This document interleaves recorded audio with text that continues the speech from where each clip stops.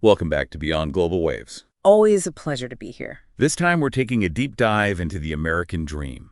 A concept that's so deeply ingrained in the American identity. We'll trace its roots, how it's evolved, and where it stands today. What it even means in the 21st century, you know? Yeah, it's a big question, and we've got a fascinating mix of sources to guide us. Historical accounts, political commentary, even personal stories. A real blend to get a well-rounded view. So let's start by stepping back in time.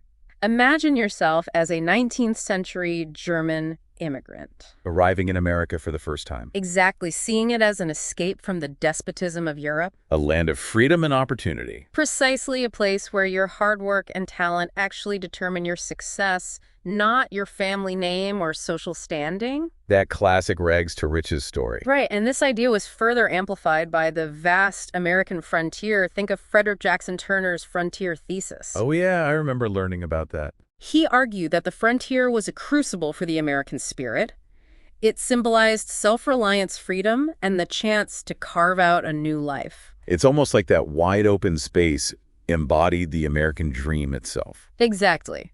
But as the frontier closed, the American dream started to morph. It took on a different shape. The 20th century saw a shift towards a more material definition. Okay, like prosperity and upward mobility. Owning a home, sending your kids to college, the idea that each generation could have a better life than the one before. The iconic image of the white picket fence and a car in every garage. Exactly. But the question is that script still attainable today?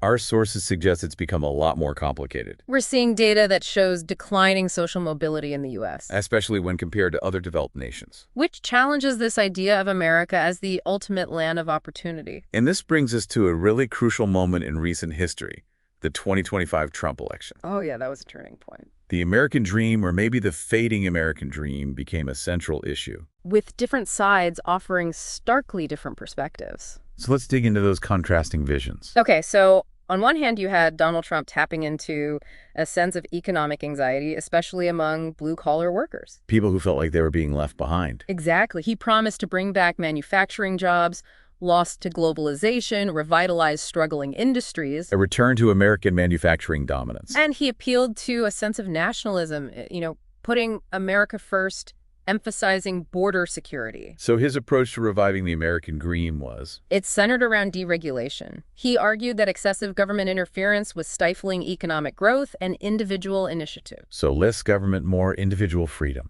In a nutshell, yeah, for Trump, restoring the American dream meant empowering businesses and creating a system where people had more freedom to pursue their own success. But our sources show that his vision wasn't universally accepted. There was pushback, of course. What were some of the counterarguments that emerged? Well, critics argued that Trump's policies were actually undermining the American dream, not restoring it. Interesting, how so? They pointed to rising inequality, social injustices, and stressed the need for a government that ensures fairness and opportunity for everyone, not just a select few. A more level playing field. Exactly. They emphasized that while individual effort is important, systemic factors play a huge role in shaping outcomes. So for them, the American dream isn't just about individual grit. It's about having a society that supports everyone's ability to succeed.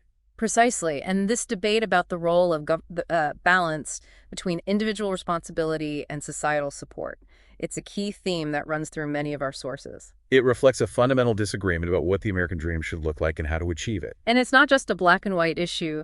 There are nuances within these perspectives. You see this complexity even within conservative circles. Yeah, exact. Take Project 2025, for example. This was a conservative blueprint developed by the Heritage Foundation, right? That's right. It lays out a very particular vision for America's future. And how did it differ from Trump's approach?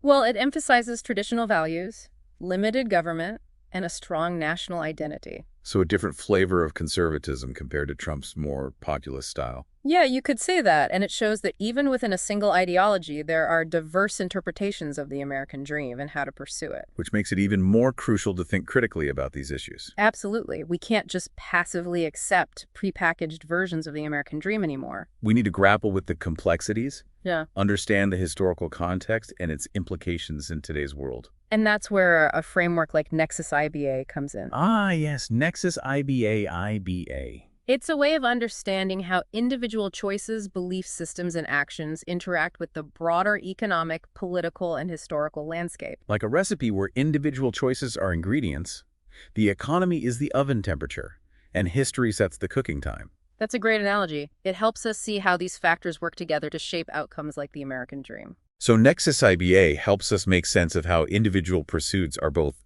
shaped by and contribute to the larger systems we're a part of. Precisely, it encourages us to see the interconnectedness of things. This has been a really insightful exploration of how we got to where we are with the American dream. It's a complex issue with no easy answers.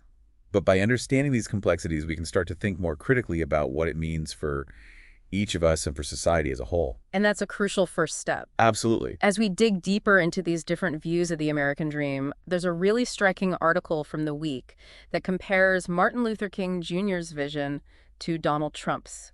Oh, yeah, I remember reading that one. It's pretty thought-provoking. It highlights this interesting shift in the very essence of the dream. A shift in what way? Well, the article points out that King's dream was deeply rooted in morality. This pursuit of equality and justice for all Americans. It's about lifting everyone up, not just focusing on individual success. Exactly. It was a dream that challenged the existing power structures and demanded real systemic change to create a truly just and equitable society. So a vision of shared progress and collective well-being. Right. And that contrasts sharply with Trump's rhetoric, which often zeroed in on material prosperity and individual achievement. From a collective dream to a more individualistic one. Yeah, you could say that the article argues there's been a shift from a dream about society to a dream about the self. And how does that impact our understanding of the American dream today? Well, the article suggests this shift has led to a more polarized and divided understanding of what the dream represents. It's no longer this unifying national aspiration. Right. It's become something that's interpreted and pursued in vastly different ways depending on your background, your beliefs, your values. And that reminds me of another source. We have U.S. Catholicism and the American dream under Trump. Oh, yes. That one explores how different groups within American Christianity, especially Catholics, grappled with Trump's vision. There were some pretty strong opinions on both sides. Absolutely. The book highlights how religious institutions struggled to reconcile their beliefs with this evolving understanding of the American dream. It's like the American dream became a battleground for different values and ideologies. That's a great way to put it. And this tension wasn't confined to religious circles. It played out across society as a whole. Raising fundamental questions about what we prioritize as a nation, what we truly value, and what we're willing to fight for. In thinking about these questions through the lens of NEXUS-IBA, it becomes clear that achieving a more just and equitable American dream isn't just about individual effort. We have to acknowledge the role of systems and structures. Yeah, NEXUS-IBA encourages us to look beyond individual actions and recognize how institutions, policies, and historical legacies all contribute to shaping opportunities and outcomes. So where do we go from here? Our sources offer some potential solutions, right? They do. One key theme that emerges is the importance of education. Investing in human capital. Right. The American Dream in the 21st Century, a collection of essays by various scholars, strongly emphasizes providing quality education for all Americans regardless of their background. Education as a pathway to upward mobility. Exactly. But what about the economic barriers that many people face? That's a huge factor. Well, several essays in that book advocate for addressing income inequality. Okay, so things like raising the minimum wage. Yeah, and strengthening labor unions, providing tax breaks for the middle class, all aimed at creating a more level economic playing field. And we can't forget about healthcare. Absolutely. Many Americans see access to affordable, quality healthcare as a fundamental part of the American dream. It's essential for individual well-being and for the overall health of our nation. And several of our sources highlight how the current healthcare system still presents major challenges and disparities. So addressing those issues is crucial. It is, but we also have to consider the role of race and historical injustices. How those factors impact people's ability to achieve the American dream. The American dream in the 21st century has a powerful chapter on this. Okay, what does it say? It delves into the history of residential segregation in the U.S. and how it's created these deep disparities in access to opportunity. The lasting legacy of segregation. It argues that systemic racism continues to shape people's lives and their chances of success, regardless of their individual efforts. So dismantling these systems of inequality is essential if we want to create an American dream that's truly inclusive. Exactly. And that's where NEXUS-IBA can be such a valuable tool. It helps us see the bigger picture. It helps us understand how individual aspirations and struggles are connected to these larger historical and societal forces. And by understanding these connections, we can identify ways to create meaningful change, both in our own lives and in the systems that shape our world, It's about empowering people to see how they can be part of the solution. instead of feeling overwhelmed by the challenges. Precisely, it reminds us that the American dream isn't a fixed destination, it's an ongoing journey. A journey that we're all constantly shaping and reshaping through our choices, our actions, and our collective will. I have to admit, it's easy to feel a little overwhelmed by all the challenges facing the American dream today. It's true, we've got climate change, economic inequality, political polarization, all these forces that can make that dream seem pretty distant. It can feel like an uphill battle. Yeah, but even in the face of these challenges, there are still reasons for optimism. Okay, I need some of that optimism Yeah. right now. What are some signs that the American dream is still alive and well? Well, our sources highlight how individuals and communities are coming together to create a more just and sustainable version of the dream. Give me some examples. What are people doing to make a difference? One really exciting trend is the rise of social entrepreneurship. These are businesses that are focused on more than just profit, right? Exactly. They're tackling issues like poverty, environmental degradation, lack of access to education and healthcare, all while running profitable businesses. So proving that you can do well by doing good.